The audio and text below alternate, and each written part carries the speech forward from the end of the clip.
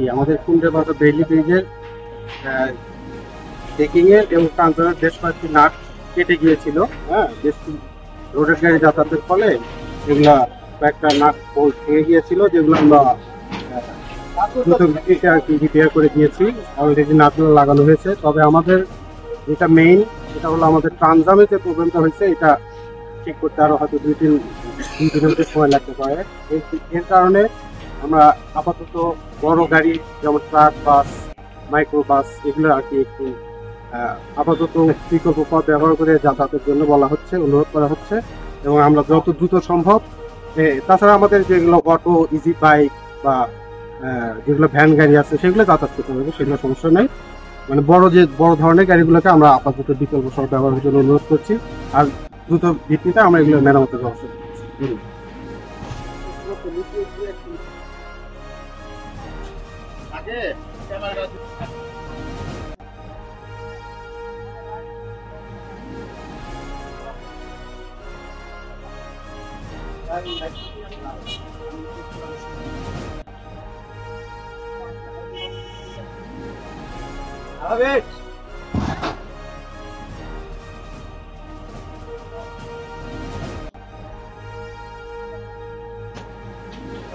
দিতে গেছিলাম চার পাঁচে বলছো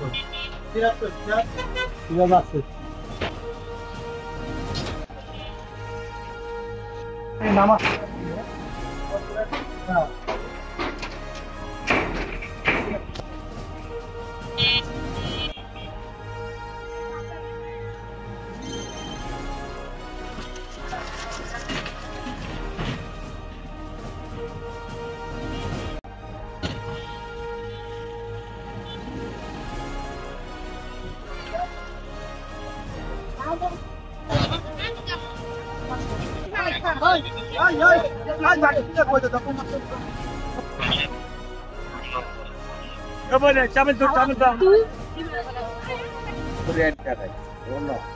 টাকা দিব